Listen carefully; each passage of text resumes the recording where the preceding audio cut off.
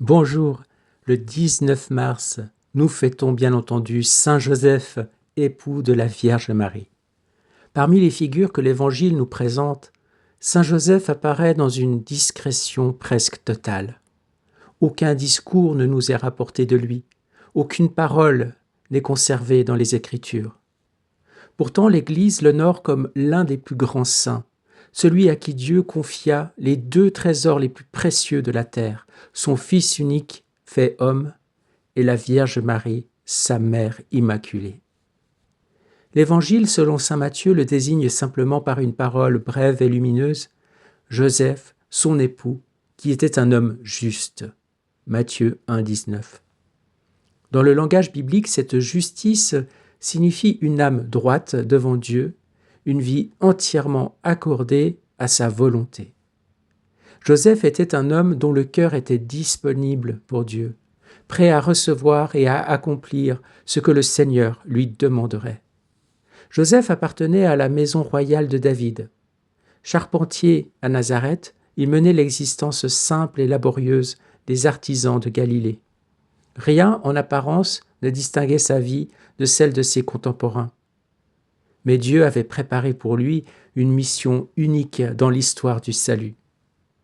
Fiancé à Marie, il découvrit qu'elle attendait un enfant.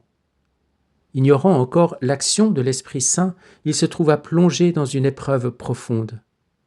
L'Évangile rapporte alors qu'un ange du Seigneur lui apparut en songe et lui dit « Joseph, fils de David, ne crains pas de prendre chez toi Marie, ton épouse. L'enfant qui est engendré en elle vient de l'Esprit Saint. » Matthieu 1, 20. Joseph crut à cette parole. Sans discussion, sans hésitation apparente, il prit Marie chez lui. Dans ce geste simple et silencieux se révèle déjà la grandeur de sa foi. Il se confia entièrement à la parole de Dieu. Les saints ont souvent vu dans cette obéissance immédiate l'un des plus beaux exemples de foi dans toute l'Écriture. Peu après la naissance de Jésus à Bethléem, un nouvel avertissement lui fut donné pendant la nuit. L'ange lui dit « Lève-toi, prends l'enfant et sa mère, fuis en Égypte. Reste-y jusqu'à ce que je te parle. » Matthieu 2, 13. Joseph se leva aussitôt, prit l'enfant et sa mère et partit dans la nuit. Ainsi commença l'exil de la Sainte Famille. Le Sauveur du monde connut dès son enfance la condition des réfugiés, et Joseph en fut le gardien vigilant. Par son travail, sa prudence et sa confiance en Dieu, il assura la protection de l'enfant et de sa mère jusqu'au retour en Israël. La tradition chrétienne a souvent médité ces songes dans lesquels Dieu s'adressait à Joseph. Comme les patriarches de l'Ancien Testament, il recevait dans le silence de la nuit les lumières nécessaires pour accomplir la mission que le Seigneur lui avait confiée. Revenu à Nazareth, Joseph reprit sa vie de travail. L'Évangile nous montre Jésus grandissant dans cette maison simple, soumis à ses parents. Saint Luc écrit « Il leur était soumis » Luc 2, 51. Le Fils éternel du Père voulut ainsi vivre sous l'autorité d'un Père humain. Dans l'atelier de Nazareth, Joseph enseigna à Jésus le métier de charpentier. Il lui transmit aussi, par son exemple, la fidélité dans les petites choses, l'amour du travail bien fait et la prière quotidienne d'Israël. L'Évangile ne dit presque rien de ces longues années, mais elles furent décisives. C'est dans cette vie cachée que le Verbe incarné partagea pleinement la condition ordinaire des hommes. Et nous savons dans le livre du ciel tout ce qu'il a fait pendant ces années dites cachées, le Seigneur. Les saints ont souvent contemplé avec émerveillement la grandeur cachée de Saint Joseph. Dieu l'avait choisi pour être le gardien du mystère de l'incarnation. Entre ses mains furent confiés Jésus et Marie. Il fut véritablement le Père nourricier du Fils de Dieu et le protecteur de la Vierge très pure. Par cette mission unique, Joseph participa d'une manière singulière à l'œuvre du salut. Sa vie intérieure devait être profonde, vivant chaque jour auprès de Jésus et de Marie. Il respirait, pour ainsi dire, l'atmosphère même du ciel. Avec Louisa, on dirait, il vivait dans les reflets du royaume de la divine volonté. Sa prière était silencieuse, mais son âme demeurait constamment tournée vers Dieu. Plusieurs saints ont contemplé en lui un modèle de contemplation cachée, une âme totalement unie à la volonté de Dieu. La fin de sa vie demeure enveloppée de silence. Les évangiles ne mentionnent plus Joseph durant la vie publique de Jésus. La tradition constante de l'Église, confirmée par les visions mystiques de certaines voyantes, comme Maria Valtorta par exemple, cette tradition de l'Église comprend qu'il mourut avant le temps de la vie publique de Jésus. Et il est mort entouré de Jésus et de Marie. Cette mort bénie, entourée de la Vierge et du Fils de Dieu, explique pourquoi l'Église le vénère comme le patron de la bonne mort. Il est celui qui assiste les fidèles dans leur dernier passage vers Dieu. Au cours des siècles, la dévotion envers Saint Joseph s'est développée dans toute l'Église. Les saints ont souvent témoigné de la puissance de son intercession. Sainte Thérèse d'Avila affirmait avec simplicité « Je ne me souviens pas lui avoir jamais rien demandé sans l'obtenir ». Pleine de confiance en lui, elle plaça plusieurs monastères sous sa protection et recommanda aux fidèles de recourir à ce Père très fidèle. L'histoire de l'Église rapporte aussi plusieurs interventions attribuées à Saint Joseph. En 1660, dans le village de Cotignac en Provence, un berger nommé Gaspard Ricard, épuisé par la chaleur et la soif, pria Saint Joseph. Le saint lui apparut et lui indiqua un rocher voisin. En le soulevant, le berger découvrit une source abondante qui coule encore aujourd'hui et qui devint un lieu de pèlerinage où de nombreux fidèles viennent demander des grâces. Dans certaines manifestations célestes reconnues par l'Église, Saint Joseph apparaît également auprès de la Vierge Marie. À Knock, en Irlande, en 1879, plusieurs témoins virent la Vierge accompagnée de Joseph et de Saint Jean l'Évangéliste, dans une apparition silencieuse où le mystère du Christ semblait être offert à la contemplation des fidèles.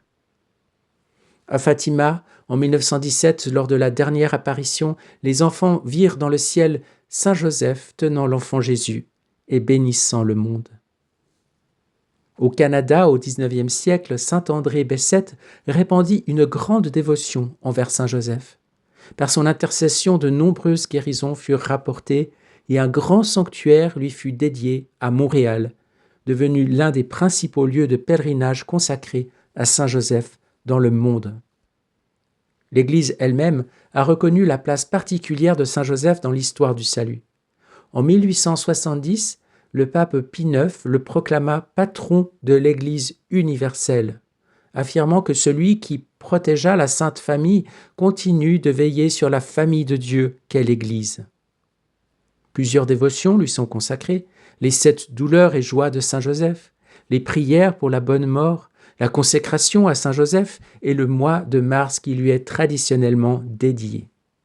Les familles chrétiennes l'invoquent comme protecteur du foyer, les travailleurs comme modèle de fidélité et de dignité dans le travail, et l'Église entière comme gardien du Christ vivant en elle. Saint Joseph demeure pour les chrétiens un modèle incomparable de confiance et de fidélité. Il n'a accompli aucun miracle éclatant durant sa vie terrestre, n'a laissé aucun écrit, n'a prononcé aucun grand discours, et pourtant sa vie entière fut un acte de foi. Il a cru à la parole de Dieu dans l'obscurité, il a servi dans le silence, il a aimé sans se mettre en avant. Dans l'histoire du salut, il est l'homme qui a donné à Dieu l'une des plus grandes preuves de confiance. Ainsi, son exemple rappelle que la sainteté peut se déployer dans les gestes simples d'une vie fidèle. Écouter la parole de Dieu, lui obéir sans retard, protéger la vie qui nous est confiée et servir humblement le dessein de Dieu dans le quotidien. Dans la maison de Nazareth, Joseph a vécu cette vocation avec une perfection silencieuse. C'est pourquoi l'Église continue de le contempler comme le gardien du Christ, l'époux très fidèle de Marie et le Père vigilant qui veille sur tous ceux qui appartiennent à la famille de Dieu. La vie de Saint Joseph s'est déroulée presque entièrement dans le silence de Nazareth. Là, dans la simplicité d'une maison humble et dans le travail quotidien, il vécut auprès de Jésus et de Marie une union parfaite avec la volonté de Dieu, accomplissant fidèlement la mission qui lui avait été confiée.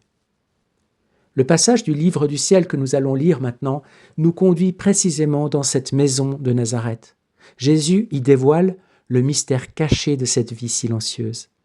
Au cœur de cette demeure, la divine volonté régnait déjà comme au ciel, et Nazareth devenait ainsi le lieu où était semée la semence du royaume de son fiat.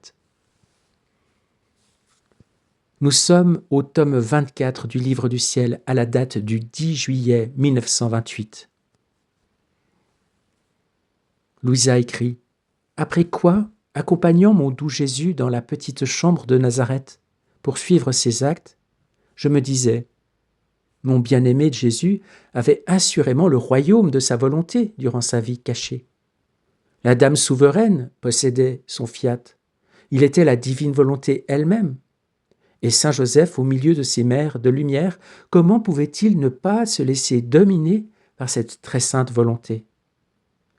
Je pensais à cela lorsque mon très grand bien Jésus, soupirant tristement, me dit intérieurement « Ma fille, il est vrai que la divine volonté régnait dans la maison de Nazareth, sur la terre, comme elle règne au ciel.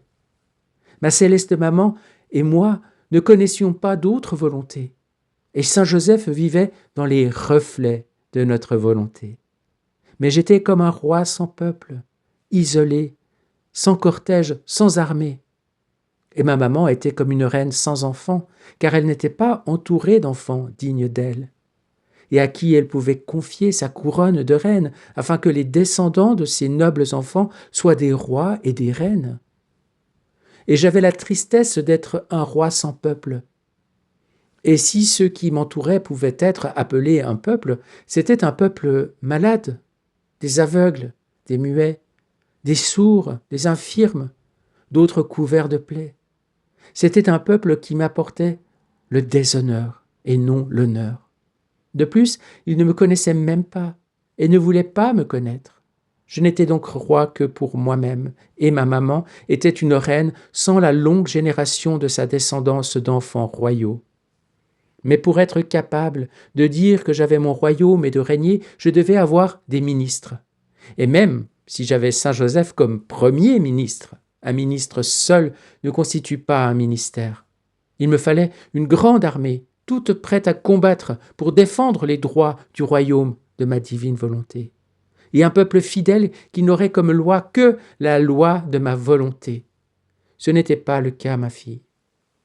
C'est pourquoi je ne peux pas dire qu'en venant sur terre, j'avais alors le royaume de ma divine volonté. Notre royaume était uniquement pour nous, car l'ordre de la création et la royauté de l'homme n'étaient pas restaurés. Cependant, du fait que ma céleste mère et moi-même vivions entièrement dans la divine volonté, la semence était semée, la levure formée, pour que se lève notre royaume et qu'il grandisse sur la terre. Par conséquent, tous les préparatifs furent faits, toutes les grâces demandées, toutes les souffrances endurées, pour que le royaume de mon fiat puisse venir régner sur la terre. C'est pourquoi Nazareth peut être appelé le point de rappel du royaume de notre volonté. Gloire à toi, Seigneur. Merci pour ces paroles. Merci pour la figure de Saint Joseph que tu présentes à ton Église. Cette figure humble, paternelle, tout abandonnée à sa mission dans la foi pure. Nous te rendons grâce, Seigneur, pour Saint Joseph, pour sa présence discrète et sa puissante intercession dans nos vies. Nous voulons contempler cette vie de Nazareth, si belle, si lumineuse et si simple. Nous voulons devenir ton peuple, Seigneur, être les enfants de ta maman, revêtus des splendeurs de ta volonté, Seigneur. Nous voulons constituer ce règne sur la terre, ce royaume dont tu es le roi et ta mère la reine, avec tous les saints, tous les anges et tous les enfants de la divine volonté. En ce jour, nous voulons plonger dans le grand bain de lumière de ta divine volonté tous les actes de ton Père nourricier, Saint Joseph. Nous voulons nous approprier tous ces actes, les faire nôtres et te les offrir avec notre je t'aime, je te bénis, je t'adore, je te glorifie, je te rends grâce. Et nous voulons te redire notre grand désir de vivre à chaque instant dans ta divine volonté, Seigneur. Viens régner en nous, viens régner dans le monde, viens accomplir, établir sur la terre ce règne. La semence a été semée, elle grandit, puisse-t-elle arriver à maturité. Gloire à toi, Seigneur, sois béni infiniment. Et nous te demandons en ce jour de pouvoir vivre dans les reflets de ton royaume, et plus encore, d'être plongé dans le grand feu, dans le grand bain de lumière de ta divine volonté. Que ton soleil, Seigneur, se lève en nous, nous habille entièrement de ta sainteté divine, Seigneur. Que nous soyons tout fusionnés en toi, et que nous puissions ainsi t'honorer, te bénir, te rendre grâce en tous nos actes. Amen. Fiat. Gloire à toi, Seigneur. Bonne journée, bonne fête de Saint Joseph et à demain. Soyez bénis.